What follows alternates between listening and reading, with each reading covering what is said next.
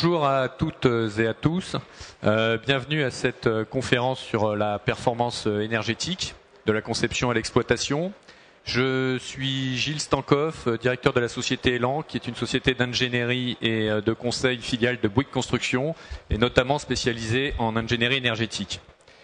Donc en matière de performance énergétique, nous faisons face actuellement à un environnement réglementaire, technique et contractuel qui est en pleine mutation, notamment sous l'impulsion du Grenelle et de la réglementation thermique RT 2012. Ça se traduit par des renforcements des niveaux d'exigence, du passage d'une obligation de moyens où on mettait en œuvre des produits et des procédés qui étaient prescrits et spécifiés à une obligation de résultat. Et tous les acteurs de la vie d'un projet sont concernés effectivement par cette évolution de la performance énergétique et de l'engagement en la matière. Donc pour illustrer cette pluralité, je vais vous présenter maintenant nos invités.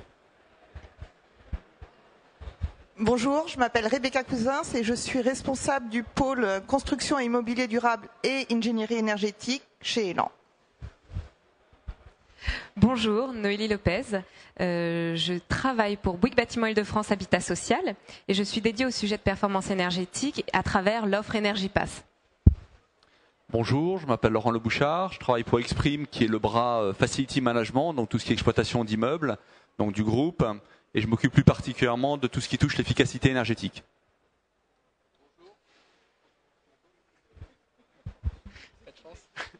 Bonjour, Maxime Hugonnet, je travaille chez Bâti-Rénov et je suis responsable du développement des CPE pour les logements. Voilà.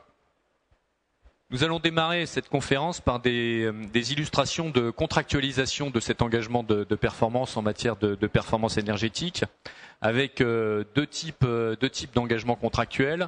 Sur du bâtiment existant, le contrat de performance énergétique, le CPE, et puis des projets en PPP avec engagement fort en matière de performance énergétique. Donc on commence, Maxime, avec une illustration en CPE.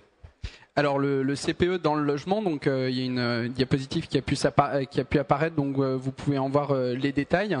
Donc ce qui est important, c'est que c'est le contrat de performance énergétique qui s'est développé en conception, réalisation, maintenance. Donc c'est bien une offre globale qui a été développée pour mener à bien ce projet. Important aussi de regarder le programme. Quand on dit CPE, on pense garantie. Ici, on propose 40% d'économie d'énergie. En termes de performance, on arrive à aller jusqu'au label BBC et Finergie et on porte cette garantie pendant 6 ans.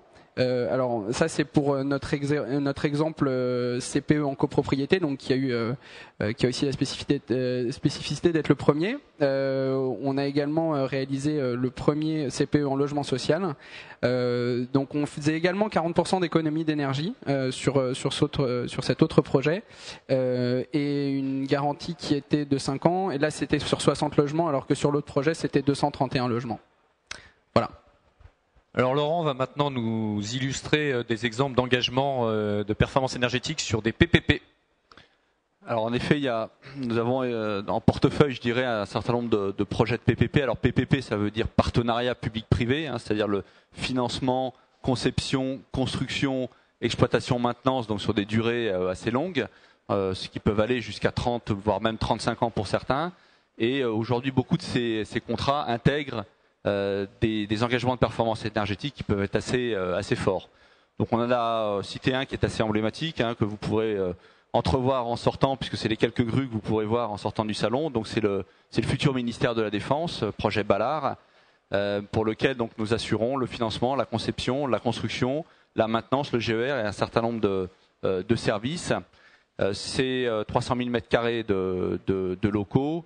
Un montant d'investissement assez conséquent, puisqu'on parle de plus de 700 millions d'euros de travaux, et surtout des engagements énergétiques très forts, puisque nous sommes sur un engagement sur toute la durée du contrat, sur l'ensemble des usages, donc c'est-à-dire les usages classiques qu'on appelle de la réglementation thermique, chauffage, éclairage, etc., mais également des engagements sur les usages de ce bâtiment, enfin de ces bâtiments.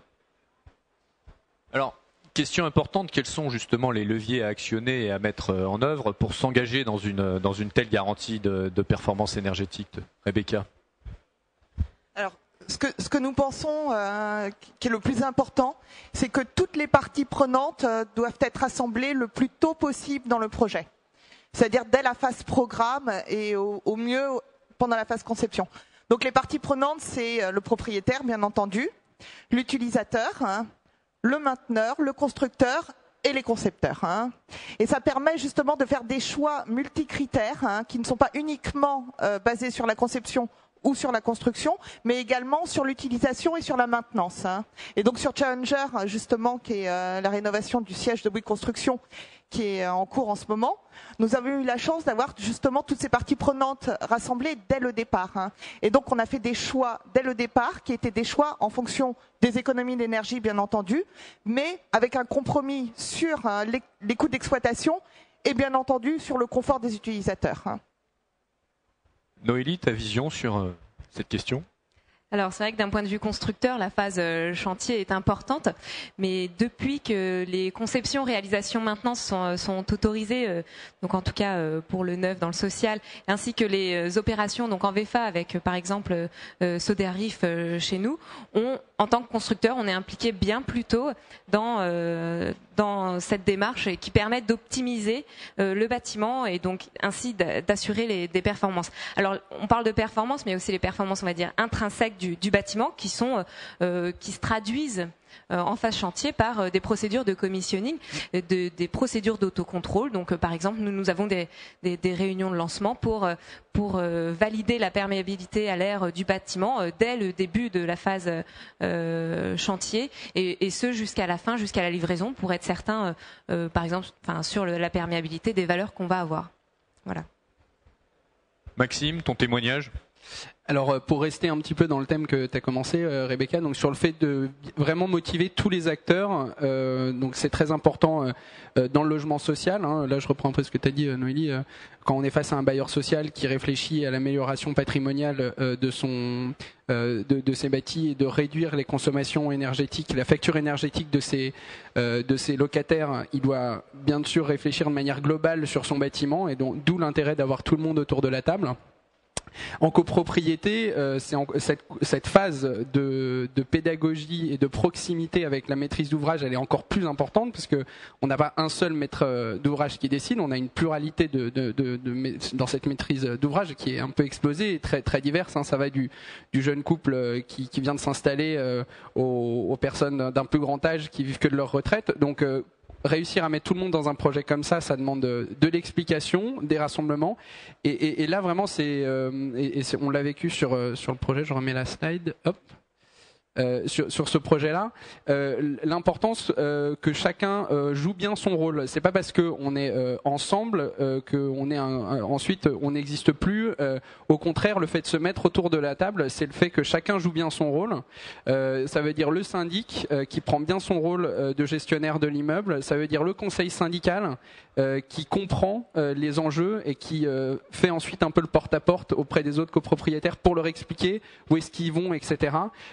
C'est l'architecte aussi qui agit ici pour aider. Alors c'est plus classique d'être avec un architecte sur des projets pour la copropriété et c'est autour de ces gens, de ces membres traditionnels en copropriété que vient se mettre en place le groupement. La phase, comment on fait pour faire une conception-réalisation de maintenance en copropriété? Ça se fait après un appel d'offres en conception-réalisation-maintenance organisé par le syndic et un architecte. Voilà, donc vraiment tout le monde qui joue son rôle, mais tout le monde qui travaille ensemble.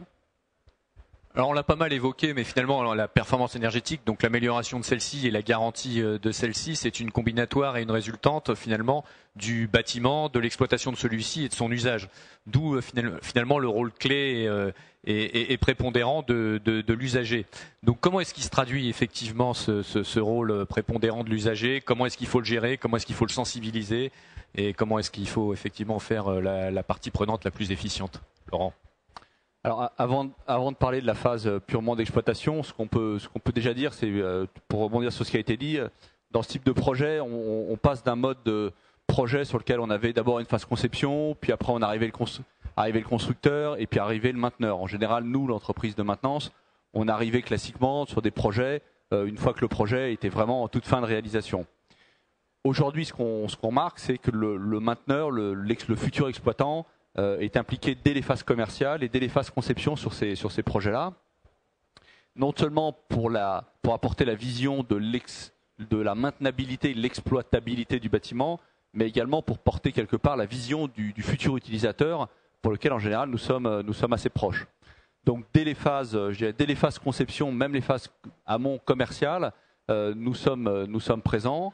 Nous sommes présents également sur la fixation des objectifs de consommation. Ces contrats de performance énergétique viennent avec des objectifs sur lesquels nous nous engageons en tant que groupement, mais sur lesquels le mainteneur portera en général l'engagement en phase d'exploitation. Donc nous réalisons avec les équipes de conception, nous établissons les cibles en général en utilisant ce qu'on appelle les simulations thermiques dynamiques. Et donc nous portons quelque part la voix à la fois du mainteneur et du futur usager dans la partie conception et fixation des cibles énergétiques et à l'aide de scénarios d'usage, donc on va fixer dans ces phases-là. Noélie, ta vision de la chose? Alors c'est vrai que je vais avoir tendance à illustrer mes propos avec le sujet Energipass que je porte au sein de ma structure, donc Habitat Social. On a recentré finalement l'usager dans sa position finale, c'est le locataire, c'est vraiment l'occupant qui finalement a un impact assez important sur la garantie de performance. Donc toute l'idée a été de partir de l'occupant. Donc Energipass, en fait, on a fait une opération avec France Habitation sur la ville de Bobigny, à laquelle on a fait participer des gens, des locataires, des futurs locataires, pour établir une interface, pour leur dire voilà, qu'est-ce que vous aimeriez qu'on compte comme fluide, comme énergie, comment ça pourrait vous aider, afin de pouvoir maîtriser au maximum finalement les usages liés à l'habitation, à l'occupation d'un logement. Donc cette interface a été créée. Nous avons effectivement en phase construction posé des compteurs, différents compteurs de fluide, d'énergie au sein des logements et au sein de la résidence pour pouvoir permettre un reporting instantané donc pour les locataires. Alors avoir un outil, une tablette au sein du logement qui permet d'avoir des informations énergétique, c'est pas forcément très attractif. Donc du coup, nous avons élaboré un petit peu d'autres web services.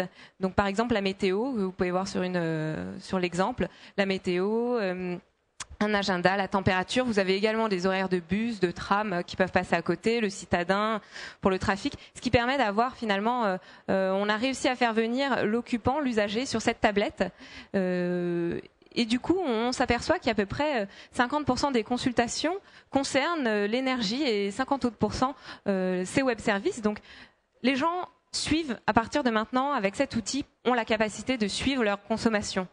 De là, ça nous permet à nous de pouvoir prévoir un peu mieux et en tout cas de maîtriser un peu plus, de les aider à réduire leur consommation d'énergie.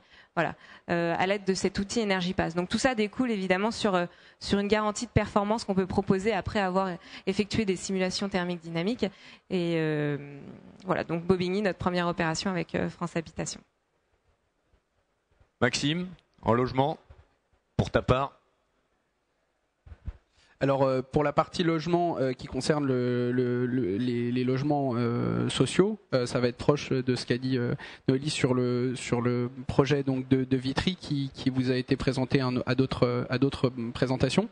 Pour ce qui est de Neuilly sur Marne là et cette première copropriété, nous on s'est basé sur quelque chose de beaucoup plus simple parce que vous vous rendez bien compte que les copropriétaires, quand on parle des usagers en copropriété, ils peuvent pas être plus au centre de notre projet puisque c'est eux qui vont décider ou non de voter les travaux. Et en AG, on lève la main si on est d'accord, on la lève pas si on n'est pas d'accord. Enfin, on n'a pas besoin de se justifier.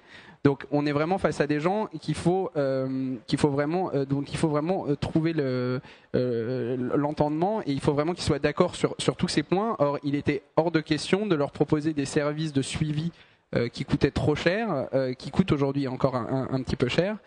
Donc nous, on se base sur quelque chose de plus simple, un fonctionnement normal de contrat de maintenance, avec si les gens ont trop froid, ils appellent leur syndic qui appelle le chauffagiste, et un modèle de suivi qui se fait chaque année. Donc sur les factures, avec un relevé contradictoire du compteur avant l'assemblée générale, une mise à jour des DJU qui est faite, et on peut voir chaque année si la maintenance, si la performance est atteinte ou pas. Voilà, si elle est atteinte, si elle est atteinte, tout le monde est content. Si elle n'est pas atteinte, le groupement rembourse financièrement le delta entre ce qui avait été garanti et ce qui a été réellement consommé. Et pour revenir sur l'utilisateur, on insiste vraiment sur une pédagogie gagnant-gagnant. L'idée est de dire, nous on vous garantit 40% d'économie d'énergie, mais vous, copropriétaires, vous pouvez, ensemble on peut aller plus loin. On est capable de faire mieux, et donc justement on profite de ce projet où on a beaucoup d'assemblées, on a des réunions, etc. Ce qui est quand même assez exceptionnel en copropriété. Normalement il y a que l'AG qui les réunit une fois par an. Là il y a une vraie pédagogie qui est faite autour du fait que ils sont éco-responsables, et du coup ils peuvent faire mieux que ces 40% si on pense à tous ces petits gestes de la vie qui font la différence à la fin. Voilà. Alors surtout ce qui vient d'être dit, deux dimensions qui sont en fait fondamentalement transverses. D'abord la notion effectivement d'implication et de connexion de l'ensemble des intervenants du projet, concepteurs, réalisateurs, exploitants, usagers. Donc chacun évidemment a sa contribution. Et puis la notion de bout en bout, c'est-à-dire qu'on va programmer des objectifs et de performance, et afin de les garantir, on va s'assurer de leur respect, du respect des paramètres concourant à cette performance, à la fois sur la conception et les prescriptions, puis sur l'exécution, contrôle de l'exécution. Et puis en phase exploitation, on va s'assurer effectivement que notre engagement, des hypothèses de l'engagement de référence, tant par rapport à la météo, comme ça avait été évoqué, que sur le contrôle des hypothèses d'usage est géré, et recaler cet engagement de référence, mesurer les écarts, et puis appliquer cette garantie. Et encore une fois, pour rebondir sur ce que disait Maxime, l'idée était de proposer une garantie qui soit gagnant-gagnant, où l'usager et le contractant de la garantie aient tout intérêt à aller même plus loin, puisqu'il est directement intéressé donc au respect, hormis le fait effectivement qu'il a contracté et souscrit pour cela, mais par son amélioration, puisque une quote-part lui en est reversée. Donc pour conclure, avant de passer aux questions, je voulais terminer en disant qu'effectivement dans le groupe Bouygues Construction, on a la capacité, je dirais, de maîtriser les différentes compétences et on peut proposer l'ensemble des compétences nécessaires à la garantie de performance. On peut le faire de façon spécifique à chaque compétence ou globalisée dans une offre globale. Et puis deuxième axe, que ce soit sur des PPP un petit peu volontaristes, même très volontaristes en matière à la fois de niveau de performance, d'engagement, ou sur le premier, les CPE, où on était sur le premier CPE en social et sur le premier CPE en copropriété, que le groupe Bouygues Construction a su s'engager dans l'engagement de performance. Voilà, nous sommes à votre disposition avec plaisir pour toutes vos questions. Peut-être juste avant les questions, un dernier mot aussi. On a parlé de la partie usage dans le logement. Peut-être un mot aussi sur la façon dont on gère la maîtrise de l'engagement dans la phase d'exploitation sur des projets comme Ballard ou nos projets de PPP comme le tribunal de grande instance ou des projets comme ça. Donc ce qu'on a fait, puisque ces engagements ils sont soumis évidemment à des paramètres d'influence que parfois nous ne maîtrisons pas. Je vais prendre l'exemple de la météo ou même de certains usages. Donc ce qu'on a fait, c'est qu'on a développé en interne une solution informatique qui s'appelle Hypervision, qui vient récupérer pendant la phase d'exploitation toutes les données de consommation, d'usage, de météo, etc. Pour d'abord montrer en toute transparence l'atteinte de l'engagement envers nos clients et éventuellement recaler la cible de consommation qui elle est contractuelle. Donc on a dans certains contrats des mécanismes de réajustement et un tel outil nous permet de le faire. Je vais prendre juste un exemple pour illustrer. On a un contrat de performance énergétique sur un bâtiment de bureau qui est à énergie positive. Et le client cet hiver nous a demandé de remonter d'1 degré la température de consigne, qui était de 20 degrés, mais on a eu un hiver très froid qui nous a demandé de remonter de 20 à 21 degrés. Et du coup, on a, grâce à ce système-là, recalculé l'engagement sur la partie chauffage, qui était basé sur une hypothèse de 20 degrés. Et donc, on a pu recaler la cible de notre engagement sur le chauffage. Et sur les bâtiments énergie positive, ces écarts peuvent être assez importants, puisque sur ce seul poste chauffage, c'était pratiquement 20% en plus sur un relèvement d'1 degré de température. Donc on voit que l'impact de ces usages est assez important sur certaines consommations comme le chauffage. Nous sommes à votre disposition pour toute question.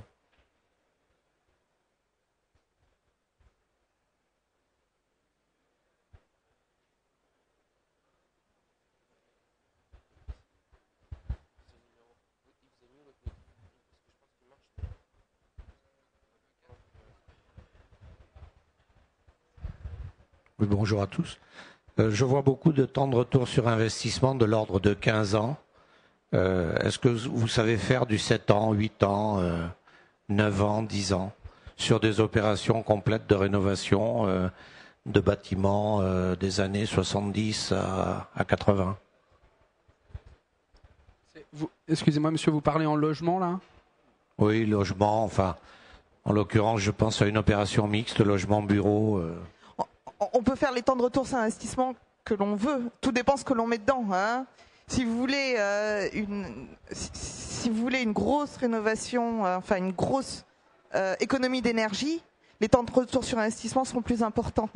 Maintenant, si vous changez, je passe d'un extrême à l'autre exprès. Non, mais si je ne change que des robinets, si je ne change que des ampoules ou des robinets de radiateurs, ou la VMC, je vais aboutir à 2 ans ou 3 ans, évidemment. Exactement. Mais c'est pas ça le but. Le but, c'est effectivement de faire du BBC plus ou moins, et d'aboutir à des temps de retour qui soient réalistes et vocables à l'Assemblée de copropriété. En fait, les paramètres, c'est le coût de construction, donc le coût des matériaux, le coût des équipements, le coût de l'énergie. Donc, voilà. Alors, si ça concerne la copropriété, je vais pouvoir vous répondre. Ce qu'il faut savoir aujourd'hui, et je le précise, aujourd'hui, nous, on est capable de proposer des offres en CPE de copropriété pour des copropriétés qui présentent 3 critères. Le premier, c'est le chauffage collectif. Aujourd'hui, on n'est pas encore capable de faire des CPE sur des logements individuels, puisqu'il faut que on ait une possibilité de maintenance sur le système de chauffage. Si tout le monde était en individuel, qui mettait son chauffage à fond, qui venait nous demander derrière pourquoi la garantie n'était pas là, on ne pourrait pas travailler. D'accord? Donc premier élément. Deuxième élément, il faut un bâtiment qui, c'était dans votre question, qui soit construit, on va dire, avant les réglementations thermiques, où il y ait un effet de levier qui soit suffisant. Et le troisième élément, et qui sinon votre tabouret il tient pas, c'est il faut une copropriété avec un projet de travaux. D'accord? Aujourd'hui, les projets qu'on vous présente là, c'est des projets qui ont une réelle plus-value, une réelle valeur. On s'en rend compte en les présentant à des personnes qui ont un projet de travaux, donc qui savent, qui dès aujourd'hui se disent, je prends l'exemple de la copropriété, et ben paf, c'est pour moi le ravalement qui se fait tous les 30 ans. Voilà, je sais que je vais en avoir pour 8 000, 10 000 euros. Non, mais tout le problème est de passer d'une idée plus ou moins fumeuse de faire de la rénovation énergétique à un plan de travaux que malheureusement dans la plupart du temps les gens ne veulent pas voter si on leur propose un temps de retour à 15 ans ou 18 ans. Mais alors justement, ça va dans ce sens-là. C'est-à-dire que vous savez que vous devez faire une rénovation, ça passe par un ravalement, vous savez que ça va coûter, je vous dis, ça coûte dans les 7 000, 8 000 euros. L'intérêt du CPE, c'est de dire, voilà, ça c'est votre situation aujourd'hui. Il se trouve qu'en plus votre bâtiment, il consomme plus. Donc moi, je vais vous dire, ne regardez pas seulement votre façade qui est défraîchie. D'accord? Regardez également le prix de votre facture énergétique et regardez comment, en travaillant à la fois sur votre problématique de façade, votre problématique de toiture qui en est une aussi, alors qui serait peut-être pas venue aussi vite, mais qui en est déjà une pour certains, et votre problématique de système de chauffage, regardez comment, en mettant tout ça, en travaillant ça de manière globale et optimale, je suis capable de vous proposer un temps de retour sur investissement pour les copropriétaires occupants, on s'entend bien parce que les propriétaires bailleurs, ils bénéficient pas directement des économies d'énergie, même s'il y a il y a la loi Boutin qui permet aux copropriétaires bailleurs de partager à 50% les économies d'énergie perçues avec leurs locataires. Mais regardez comment est-ce que je suis capable de finalement faire que le projet qu'on serait capable de vous proposer en copropriété soit finalement composé en deux parties, d'un prix de ravalement classique, d'accord, et d'un prix de ravalement performance énergétique. Et en l'occurrence, quand moi je vous ai mis un retour sur garantie de 15 ans, c'est bien souvent parce que j'ai tout mis dedans. Mais bien souvent, si vous voulez juste prendre la partie performance énergétique, donc je reviens sur mon pied de tabouret qui est, vous devez faire vos travaux, vous êtes obligés, finalement, ce coût, il est déjà impacté. Et donc finalement, en venant greffer de la performance énergétique et une garantie autour de l'ensemble, parce que une garantie sur la performance énergétique, donc financière, mais également une garantie sur la qualité des travaux, parce que vous imaginez bien que là, autour de la table, nous, si on est capable de vous garantir une performance énergétique en termes de travaux sur le bâti, vous pouvez être sûr en tant que copropriétaire que les travaux sont bien faits. Nous, voilà. Donc il y a cette double garantie, donc confort, qualité et énergie, d'accord, sur ce qu'on est capable de proposer. Et cet ensemble, il est capable, il transforme finalement une dépense simple que vous auriez fait sur votre patrimoine en investissement. Et alors, on pourrait, si on veut regarder ça de manière un peu, on peut voir le verre vide ou plein. C'est dire que oui, les temps de retour aujourd'hui sont longs, c'est les coûts que ça représente. Par contre, on arrive quand même à parler de TRI.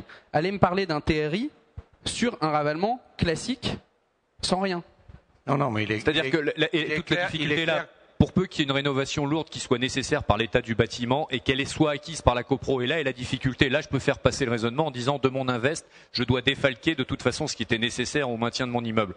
C'est ce qu'il faut arriver à faire comprendre. Donc c'est bien là-dessus que j'insiste sur la notion de rénovation lourde qui était de toute façon nécessaire, et cette nécessité étant acquise et admise par la copropriété. Et à ce moment-là, on peut la défalquer. Deuxième élément qui est valable en copropriété, à partir du moment, et notamment avec les orientations législatives, ce qui est clair, c'est que le bâtiment non rénové va se déprécier petit à petit, et je vais revaloriser le bâtiment rénové en matière de performance énergétique.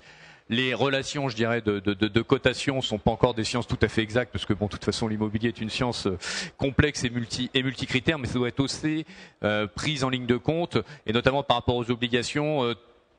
Quand on est sur des rénovations qui ont un impact sur l'usage, qui pénalisent l'usage. J'ai bien l'intention de fusionner le ravalement et l'audit énergétique. Bravo. C'est déjà dans les plans. Oui, ça demande du courage, mais on y arrive. C'est-à-dire qu'il faut prendre le temps qu'il faut pour expliquer. Mais c'est pour ça, quand j'ai parlé de tout le monde qui jouait bien son rôle au départ, un conseil syndical, ça peut être au début une personne qui a envie d'y aller, et puis qui commence à expliquer à son petit conseil syndical l'intérêt esthétique, architectural, confort, etc. Et en plus, quand on vient à parler vraiment des sous, on se rend compte que c'est faisable. Et après, vraiment, ça fait tache d'huile, puisque un des points, j'ai bien noté les architectes, on ne les oublie pas dans cette conception, réalisation, maintenance. L'architecte va venir donner une image au bâtiment, qui va venir créer une dynamique dans la copropriété, qu'il faut voir, quoi. Enfin, ça se monte progressivement. Vous partez au début, personne veut du changement, tout le monde trouve ça trop cher, etc. Et puis après, vous regardez. Puis ça prend progressivement. Ça se fait pas en un mois. Est-ce qu'il y a d'autres questions ?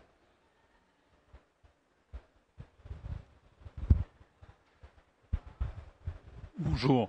Vous nous avez bien fait comprendre qu'il y avait une mayonnaise à faire prendre pour qu'une telle opération se réalise, mais est-ce que vous pouvez nous donner un petit peu la décomposition des actions qui ont été engagées pour atteindre 30% ou 40%, pardon, sur l'opération sur la copropriété, et atteindre 40%? Comment êtes-vous arrivé à équilibrer votre contrat? J'imagine qu'il y a eu des investissements de fait, mais comment les avez-vous amortis sur 6 ou 7 ans, si j'ai bien compris, qui était la durée du contrat? Donc, est-ce que vous avez une décomposition des prestations qui ont été faites? Quelles sont les actions de sensibilisation? Est-ce qu'on peut différencier les différentes catégories d'actions qui ont été engagées? Alors c'est une question très très complète que vous me posez là. Je vais essayer de faire. Vous voulez une réponse? Déjà, vous voulez savoir d'un point de vue plan de travaux ce qu'on a fait? Ok. Alors, on commence par le haut. On a isolé la toiture, d'accord. On est venu isoler donc sous pente 20 cm. Donc, il faut savoir que c'est des combles qui sont aujourd'hui utilisés comme greniers. D'accord. Donc ça c'est pour le haut. Ensuite en façade, alors qu'on avait des façades qui étaient déjà isolées, certaines on vient les surisoler, d'autres on vient les isoler parce qu'elles n'étaient pas isolées. Donc ça c'est pour mes façades et mes pignons. Je viens également, il y avait sur la plupart des bâtiments, on n'avait pas les menuiseries n'étaient pas changées. Donc faut que je me mette là. Les menuiseries n'étaient pas changées, donc on vient mettre des menuiseries performantes. Donc ça c'est vrai que ça parle. Enfin, en l'occurrence, ce que vous mettez en isolation dans les toitures et ce que vous mettez en isolation dans les façades, souvent ça intéresse pas souvent les gens. Le vrai sujet c'est les fenêtres. Alors la particularité des fenêtres, il faut quand même savoir en copropriété, ce qui est quand même rigolo, c'est qu'il y en a qui auront déjà changé leurs fenêtres. Donc ils voudront pas repayer des nouvelles fenêtres parce qu'ils ont déjà payé assez cher il y a 3 ans de ça.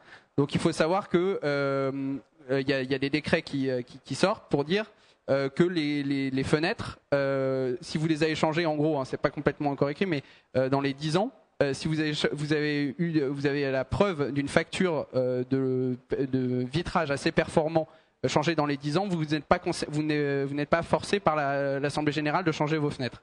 Donc ça vient en déduction de votre quote-part sur les travaux, d'accord ? Voilà, et je viens isoler mes planchers haut de cave et une intervention système qui va consister à venir mettre pompe à débit variable et robinet thermostatique. Donc ça c'est pour le plan de travaux. Après dans votre question, est-ce que c'est l'amortissement, mais l'amortissement il est sur 15 ans, c'est la voilà. Alors durée de garantie. L'amortissement est sur 15 ans pour copropriétaire occupant, hein, je le répète et c'est bien noté, hein, je revérifie, mais ouais, c'est bien noté. L'engagement de 6 ans, donc en fait l'engagement et la maintenance, hein, vous avez bien compris dans tout ce qu'on s'est dit. Garantie et maintenance sont liés. Hein, je vous ai donné l'exemple si jamais on nous demandait une garantie sur un système qu'on maîtrisait plus du tout. Donc c'est de 6 ans et ça a été une discussion avec la copropriété qui voulait à la fois être garantie, mais à la fois pas être pieds et mains liés avec nous pendant trop longtemps. Donc en décidant au bout de 6 ans que c'était voilà on estimait que c'était bien et nous dans notre intérêt bien sûr faire notre but sur ce projet-là comme sur les autres qu'on est en train de travailler en ce moment parce que c'est peut-être quelque chose qu'on n'a pas dit mais la plupart de ces projets on a pu vous le dire ils sont réplicables, hein, on n'est pas juste sur une opération qu'on regarde BA, hein, on commence à avoir des personnes qu'on rencontre et qu'on développe. Ces 6 ans, ça a été décidé comme ça, en se disant, voilà, au bout de 6 ans, on aura déjà bien vu se mettre en place la garantie, et voilà, on estime que voilà, on va de l'avant comme ça. On aura fait marcher la garantie et on garde notre libre arbitre sur l'exploitant. Ça a été le choix de la copro.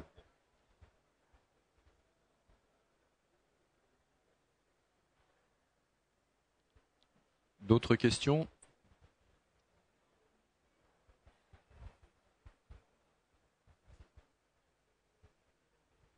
Merci beaucoup et excellente fin de journée à toutes et à tous. Merci. Merci.